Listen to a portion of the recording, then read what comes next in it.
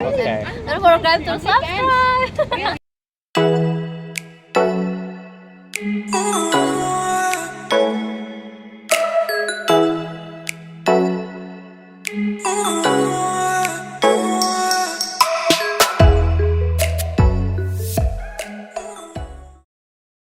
That intro is new. I know it's a little bit weird and a little bit long, but at least it kind of proves that I'm at least talking to girls.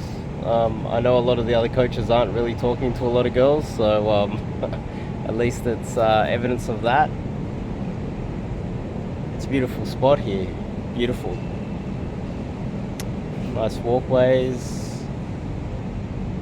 So, pre-selection. That's today's topic. Pre-selection. There's a lot of theory out there. My student was telling me that he felt like he needed to show a lot of pre-selection with the girls that we were meeting up with. We had a bunch of double dates, and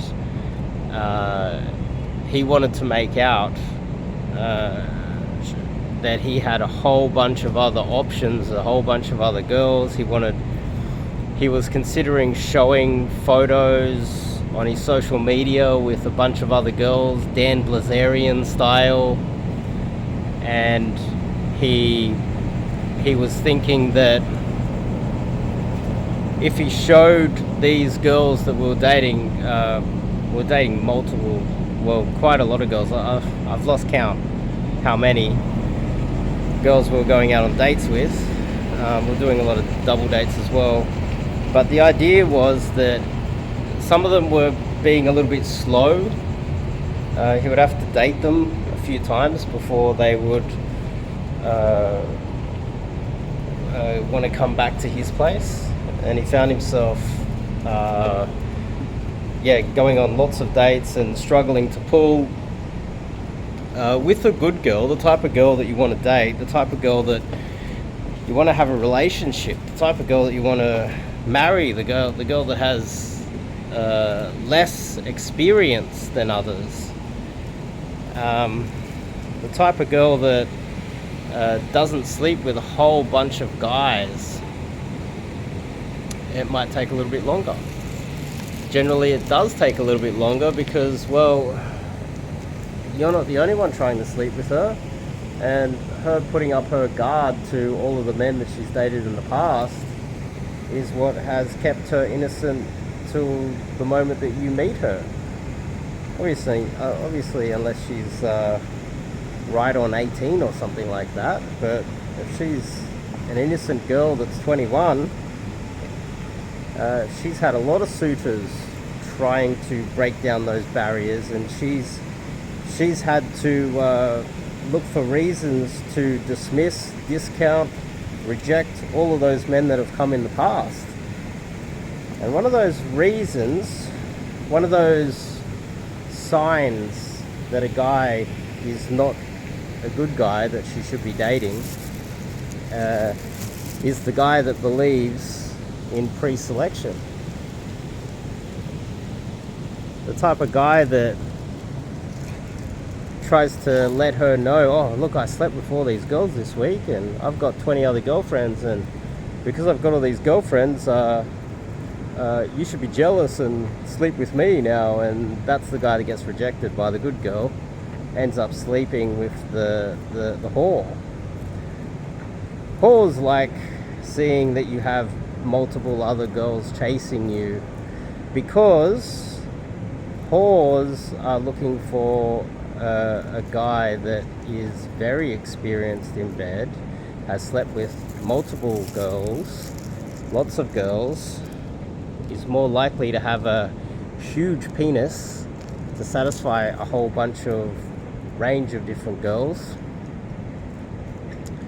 And if a guy's showing that type of pre-selection, then what he's doing there is he's letting her know that there's a good chance that he has a little bit of money to throw around for the gold diggers, which they're not wife material.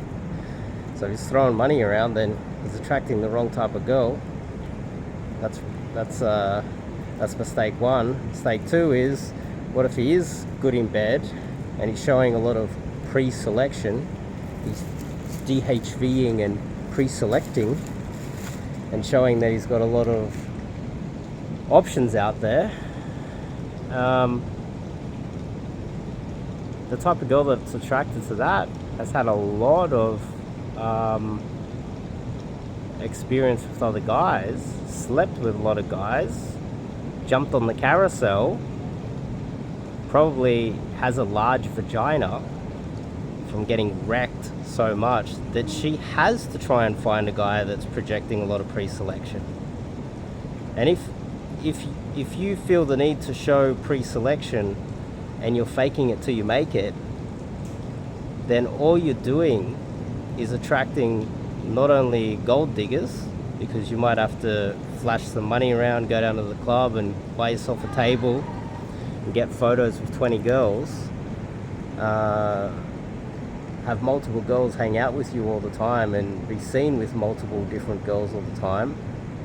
So she knows that you're throwing a bit of cash around, one, and she knows two, that you're good in bed.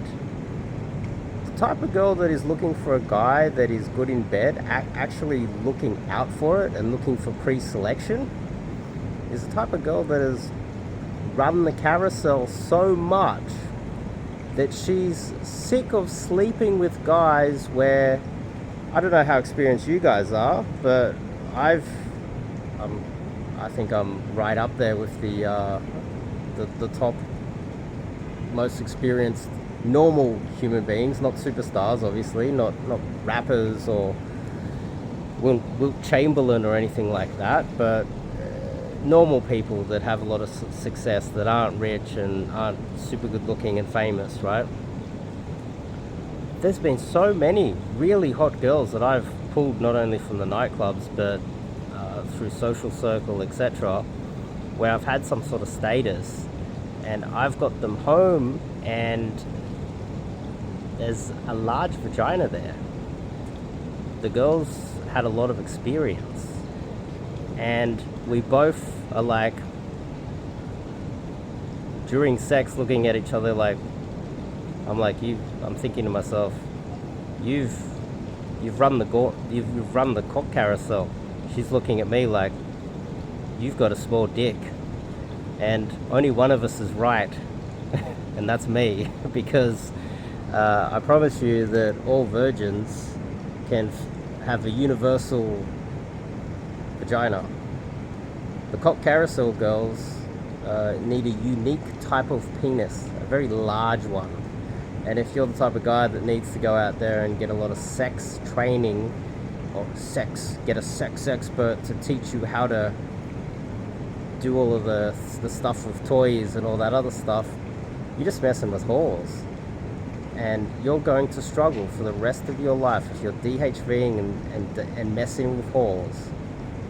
If you make a hoa housewife, you're going to find yourself living in a world of pain, because they're the girls that destroy your life. They're the girls that are perpetually unsatisfied. And we go back to my experience, and I just look at them, I'm like, whoa. And they look at me, like, whoa. We have an agreement. She thinks the agreement is I've got a small dick, and I know that the agreement is that she's run the cock carousel. And we're happy to never see each other again. And so she's like, after that bad experience, I need to look for signs that the next guy I sleep with is better in bed and has at least 8 inches and really thick. Now, where's she going to find that? She's going to start looking for pre-selection, logically, right? She's going to start thinking, okay, this guy's got photos with 20 girls. He's down the clubs all the time. This guy must be hung.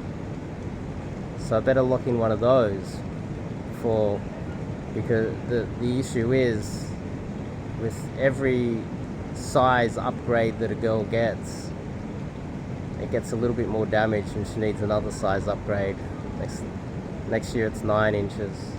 Next year after that it's 10 inches. And then there comes a point where she marries a guy and she just can't enjoy sex anymore, and that's where those stories come from. The guy that marries one of those girls and can't enjoy sex anymore. The guy that marries the girl that is inexperienced, they're the relationships that last. So I kind of went on a few tangents that are all connected here, and hopefully that makes sense. The ultimate point that I'm trying to make here is that the guys that talk about pre-selection and you need a photo with a lot of girls, they're just banging whores. If you want to bang whores, that's fine.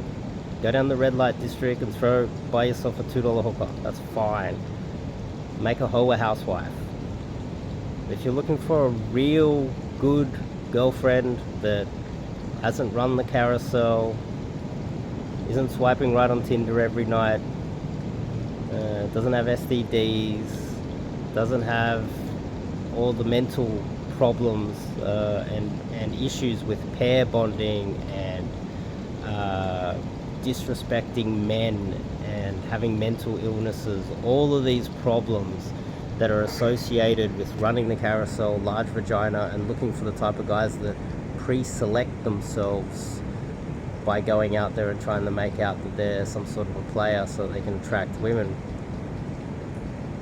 These are the guys that get the wrong girls. These are the guys that they're all face. They're all, in Australia we call it all show and no go.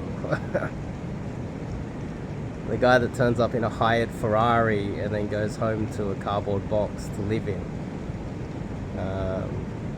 You know, the guy that takes photos with girls in Hooters bars to try and make out he's a player and then goes home and searches Pornhub alone on his mattress sitting on milk crates.